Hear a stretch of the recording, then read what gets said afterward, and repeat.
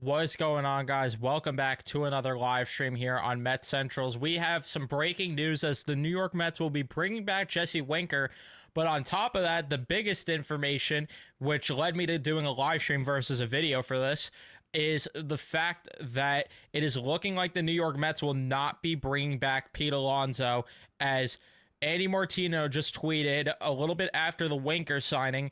He tweeted, "The Mets have pivoted to Plan B post Alonso. They now consider it the most likely outcome that Alonso will sign elsewhere. They add Winker and will add a reliever, possibly a top one." This is crazy to me. This is crazy because I'm not entirely sure still how the two correlate between Pete Alonso and Jesse Winker, with Winker coming back and then Alonso leaving. I'm not sure how the two correlate at all. It would make sense if they brought in like an infielder, if they brought in someone else, but instead they are pivoting in this way. And I'm not sure if this means that, Winker, they maybe think will play a bit of first base this year, or what it might be, or, maybe they move Marte to dump off some money to help them get that top reliever on top of, bringing in a first baseman, something like that. But this is absolutely huge news. It's absolutely huge news. Everyone that is joining into the live stream, leave a like if you haven't already on your way in. Subscribe if you guys are new to the channel. Turn on your notifications so you know when I upload here on the channel or go live. This is absolutely bonkers, though, that they are pivoting now. And then Andy Martino also followed up his tweet by saying, "This is a similar approach to what the Yankees did post Soto, spreading funds around the roster." I'm very curious what that means, though, with the direction they're going to go in. Which he did mention a top reliever, but to me, this lineup is still incomplete. It is very incomplete, and they're going to have to find a way to add another bat to this lineup to play first base. Because if Winker, the idea is for him, which I actually want to check if he's even played any first base in his career, but I don't know if that's like the idea just because he's not a great defender. But either way, no, he is not. So I'd imagine he's going to be the DH then. Which, either way, that all means that they're going to have to find a way to bring in a first baseman one way or another. Or they're going to have to bring in a third baseman and then move Vientos to first. Those are your two options. And unless, maybe the interest in Vlad Jr. is a little bit more legit than we initially thought, which there is that possibility that maybe they do want Vlad and they're going to actually make an aggressive offer, which if they did that, I would be on cloud 9, but I don't think that's going to happen at all. I think that the more realistic route is they're going to, find a bridge here with Pete Alonso to get to Vlad Jr., Pete Alonso replacement, that is, to get to Vlad Jr. next offseason or come the trade deadline. So I'm a little curious to see where this goes. And Bob Nightingale just gave the Winker contract details, as it is a 1-year deal for $8 million. So very friendly deal. I'm definitely thrilled about that contract, especially because I was getting worried that they were maybe going to go the Alex Verdugo route, which would have made me want to vomit and, would have made my eyes bleed seeing him in a Met jersey. Not just seeing him in a jersey, but him on the team. But this is very interesting that Andy Martino, and how do I know no Pete? Andy Martino tweeted that they are pivoting away from him. And that doesn't mean that he's completely out the door, because, until something's official, then technically the Mets could circle back. But I don't imagine the Mets going back in the direction of Pete Alonso unless his market really crashes to where he's still unsigned by spring training and, he's going to get desperate for a 1-year deal, and maybe he'll come back to the Mets in that regard. But I just don't envision that happening, because from everything over the past few weeks, it just seems like, they're not budging on Pete Alonso's asking price, and I can't blame them. I cannot at all. You don't go extremely long-term on a first baseman. And I'm glad the Mets are doing this, because we don't got time for your games here, Pete and Boris. And I'm thankful for everything Pete has done for this team. And I will love Pete Alonso and root for him wherever he goes. But I can tell you right now, I got exhausted with the games from him, and I'm glad the Mets are pivoting sooner rather than later before the market comes down on players. I wonder if maybe Santander is on the radar as a guy they sign to play first base next year, because then if you get him for first base next year and the year after you want to pursue Vlad, you have your DH then for the next 3 years, because the recent rumor was that he wants a 4-year deal with a high AAV, which is like north of 20, which, you know, for Santander, I wouldn't mind doing that. And I know it might be a lot of money to give a DH for the last 3 years of that deal, but it really cements the lineup to really have a bona fide top six, some sort of combination of Lindor, Soto, Vientos, Vlad. Then you'd have Santander and Nimmo in your top six, and then that you still have Alvarez there lingering around hitting seventh, and you have prospects coming along the way to hit in the bottom part of the lineup. So they would really cement their lineup if they were to go in that direction. And I'm saying that if they got Santander this offseason and got Vlad the following one. So, you know, there's a couple different routes they could go. I'm not sure if they're going to go the Bregman route, because Bregman's contract negotiations are also, you know, a little slow, and there's really not a lot of updates there. So I'm not entirely sure they go in that direction, because he's also represented by Boris. And I don't think it's the smart direction anyway. I don't think they should be going in the direction of Alex Bregman. I've been very vocal about how much of a poor idea it would be to go after him. If I'm wrong, I'm wrong, but I just don't see it. I just don't see it being the case. Blame Boris for this? I mean, yeah, I blame Boris, and I also do blame Pete a bit, because at the end of the day, Pete Alonso, he got offered a multi-year extension before the season, and, you know, he turned that down, and then he fired his agent, hired Boris, and now he played himself after a down year, and he thinks that he could get this huge multi-year contract, which just does not exist. And, you know, if it happens for him, good for him, but I just don't see it happening. I think that his market's still going to crash. He's going to get a short-term deal, high AAV. Whether it's with the Mets or a different team, I don't know, but it's looking like it's not going to be the Mets, considering they're already pivoting, according to Andy Martino at the very least. They are pivoting. Which, again, I don't mind. Perhaps I have a feeling the Jays might budge on trading Vlad this offseason, even though I don't think that happens. Yeah, I mean, that's really what it could be. Either that or Santander, because I don't know where else you go with first base. Like I said, there is Bregman out there. I don't know if it's the smartest idea to go after him. I still think that would be a poor investment, but, you know, that is an option if we're looking at that sort of thing. And then outside of that, it's like Nolan Arenado coming in to play either third base and then moving Vientos, or he just plays first base, which, you know, I'm not in favor of that either. I think that, you know, the first two options I mentioned, if they could get Vlad or if they could bring in Santander, I think those would be the better options of the two.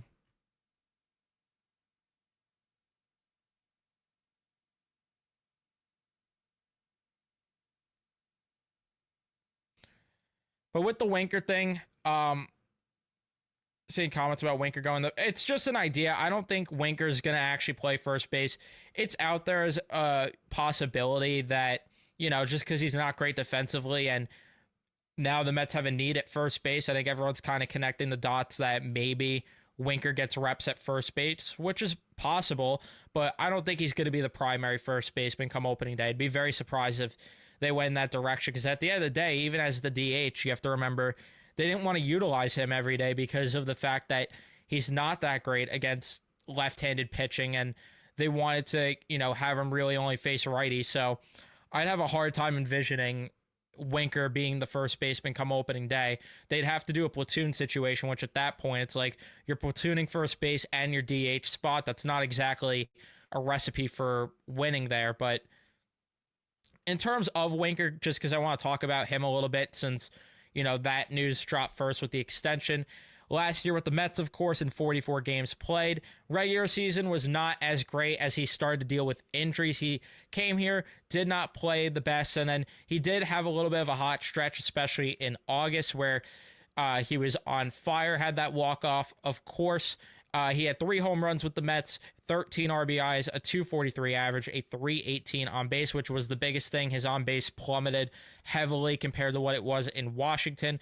A 365 slugging, which caused him to have a 683 OPS with the Mets, an OPS plus of 95. But then you look at the playoff numbers, and that's where everybody loves Jesse Winker and wanted him back, where, if anything, we didn't see enough of Jesse Winker in the playoffs, as you know, he was dealing with the back injury, but in 10 playoff games, he had the home run, of course, against the Phillies, 4 RBIs, 7 walks. He had a triple as well in there, actually 2 triples, a 318 average, a 531 on base, 636 slugging, and a 1,168 OPS with an OPS plus of, sorry, didn't have it listed here. I don't know where I was going with that, but either way, and in terms of WAR and stuff, he was a .1 WAR player with the Mets, but with the Nationals, 1.9. So I'm happy about Winker coming back because, again, the outfield options got thin. The DH options, they really wanted to get Teoscar or really wanted to get Jock Peterson, it looked like, early on, and Winker was kind of just the fallback, and, you know, that's what it is. And at the end of the day, I can't fault the Mets there for not landing either of the two because, you know, you don't go an absurd price on a DH, and then in terms of both of them, it seems like both of them just had preferences with where they wanted to play, and at the end of the day, there's only so much the Mets could do about that. So it's hard to get mad there at the Mets. So this was one of the better options out there left. It was either that or like Verdugo, you know, those type of players. And if you were to ask me or anyone, I think we'd all agree that, yeah, we're easily taking Winker over Verdugo. It's not even a question. So I'm personally thrilled about it in terms of the term. Also, 1 year, $8 million, really not a big deal at all. So it's like, you know, if things aren't working out with him, if he starts to revert to some of the play that we saw in Milwaukee in 2023, or if he even gives, you know, over the course of a full season, the production that he gave when he came over here in the regular season, then, you know, the Mets could cut ties with him if need be. But obviously it's not an ideal spot, but it does leave an opening there for a guy like Gilbert to potentially, you know, crack the roster if Winker's playing poorly and, you know, Gilbert's playing well down in the minor league. So there's options there. Plenty of options. But the thing that you got to love about it, which I did tweet, Winker and Siri on the same team. The Mets officially are the biggest douchebags in the league, and I absolutely love it.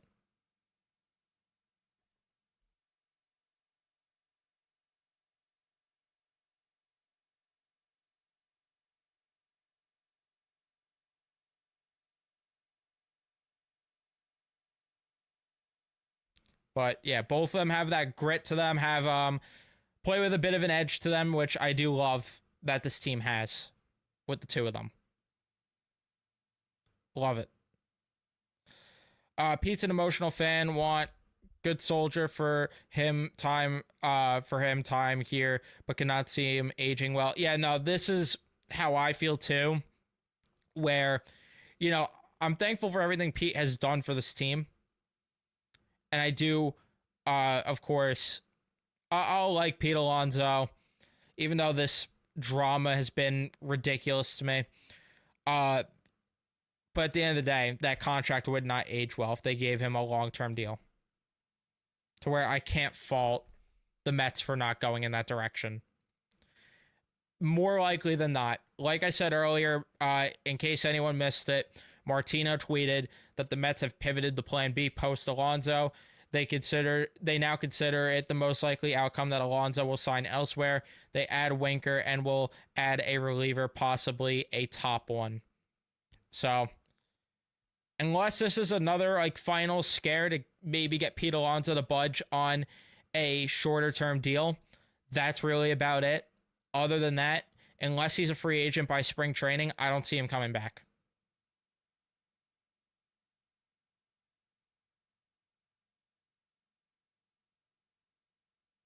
I'm just trying to understand where the two correlate, though, with Winker signing and then Pete Alonso leaving. That's where I do wonder if this is a thing to potentially scare Alonso more into taking a deal. The Mets are douchebags. Can you explain that? Winker and Siri, with Winker and Siri. Both of them just, it's good for us. Like, I'm saying it's a great thing for us because both of them play with an edge. They're both annoying for other teams to deal with because of the fact that they play with their hair on fire. They, they're fiery guys. They both are fiery energy guys, which is good for us, bad for other teams to have to deal with. That's my point. But I love it. I love this team having that type of fire to them. Yeah, they're explosive players. Think they need to add a lefty in the bullpen. I want Tanner Scott. I don't think a lefty is necessarily that needed if they get guys that, could face both sides of the plate, or get a guy with reverse splits like a David Robertson, bring him back potentially. There's a couple different avenues they could go with the bullpen where I don't think it's necessarily needed to go out and get a guy like Tanner Scott. Would I like him? Yeah, but I don't also, I don't think it's the smartest thing. And I brought this up on the podcast episode yesterday. And if you didn't listen, I'll say it again, though. I don't see the point in signing a reliever to a lot of money, especially when they cheaped out on the starting pitching staff, which they needed a bit more starting pitching.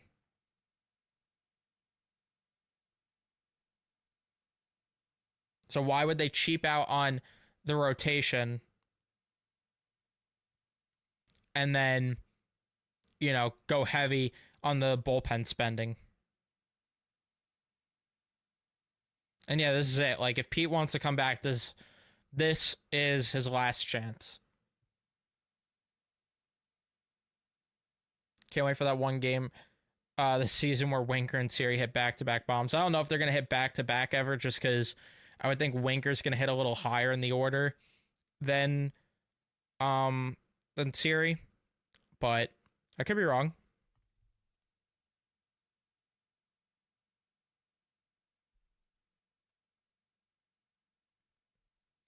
Oh, that's right. They're both badasses. I get it now. Yeah, exactly. Yeah. Which you love that for if you're a fan of the team that has those guys, which, again, I love it. Other teams are going to hate it, which makes me love it even more because those two are going to be electric. Absolutely electric.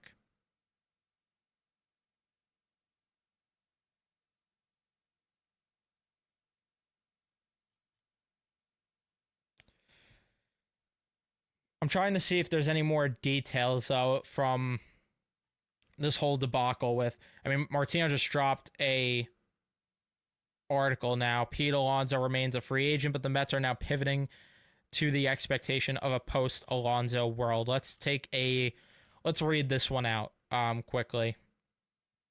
Although this isn't Martino's article, this is Danny Abbriano. I don't know. I don't know who wrote it, but either way, one of the two did. So credit to them with this one. But in terms of the article, this is from S&Y if you guys want to check it out.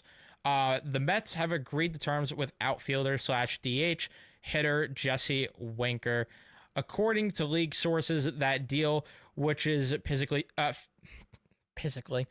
pending physical. Can't read. Let's try this again. The Mets have agreed to terms with outfielder/DH Jesse Winker. According to league sources, that deal, which is pending physical, signifies that the team has pivoted to an offseason plan that likely does not involve a deal to bring back Pete Alonso. According to league sources, the Mets now expect Alonso will sign elsewhere. The team genuinely likes Alonso as a person and player and hope to come to an agreement. But the sides have not come close on years and dollars. Similarly to how the Yankees pivoted after losing out Juan Soto last month, the Mets are now at the finish line with Winker. They are now expected to add a reliever, possibly a top one like Tanner Scott. So there you go for Brian in the chat who is saying he wanted Tanner Scott. Alonso is not known to be in agreement with any other club at this time. As long as that remains the case, he could, of course, sign with anyone. But it is now clear that the Mets are acting with the expectation that Alonso's time in Queens is over. The team's most likely infield configuration will emphasize youth and versatility. That scares the shit out of me. They see Mark Vientos as best suited to play first base and the internal candidates, but will give Brett Beatty, Ronnie Mauricio, Luis Angel Acuna, and others reps at multiple infield positions in spring training. Physically, yes, exactly. I don't love to hear that, though, with going internal. I don't love to hear that. That does worry me. I'm not going to lie to you.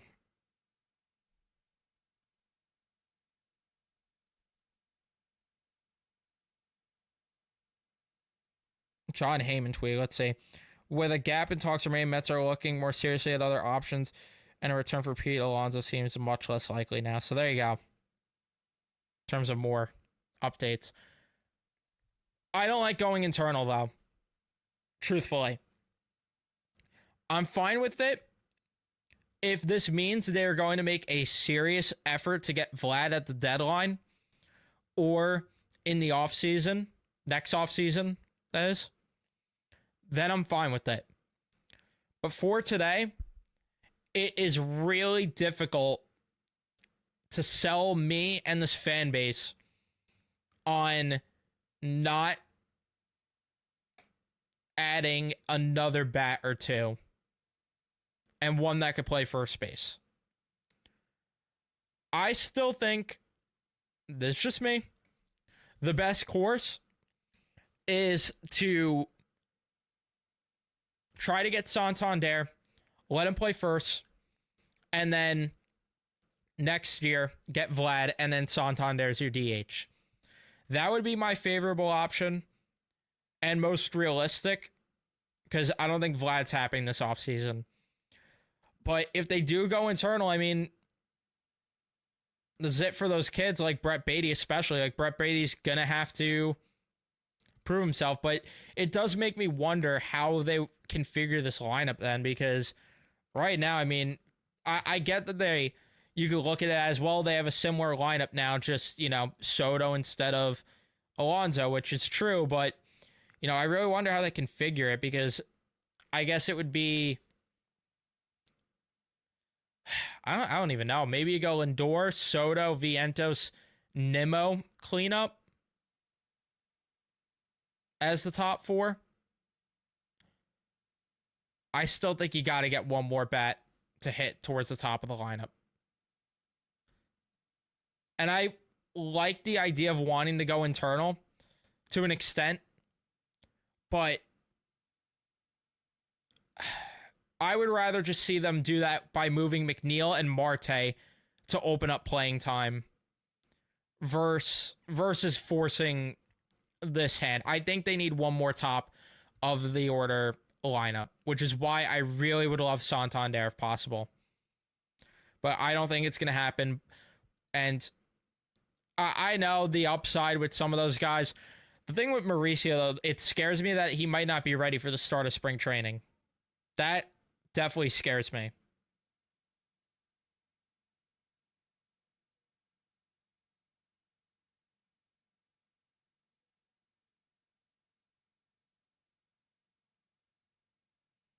But this is very interesting.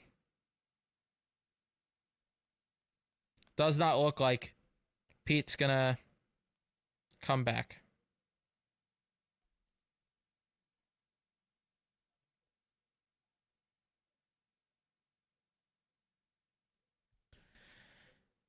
I don't know. Just the problem with me is that Beatty and Mauricio could definitely play third, but Acuna's definitely not playing third. I don't think Acuna should be playing third. But that's going to be tough.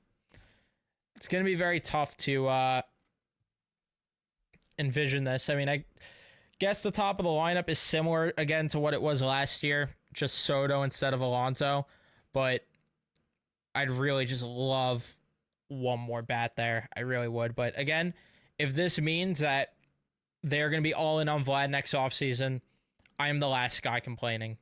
No complaints from me. At that point, don't care. And I'm willing to ride this year out with how it is right now. All right, I am going to wrap it up, though, guys. I just wanted to go live for a brief, 25 minutes to a half hour here just to give my thoughts on all this. We will be talking more, of course, through the offseason as things progress, especially now that we have this information that it's looking like Alonso might not return, according to Andy Martino, who had it first, and now other insiders are saying it. And I wanted to give my thoughts on the Winker signing, but that is going to be it for me. Thank you guys so much for watching. Leave a like if you enjoyed. Subscribe if you're new to the channel. Turn on your notifications so you know when I upload or go live. And I'll see you guys in the next one.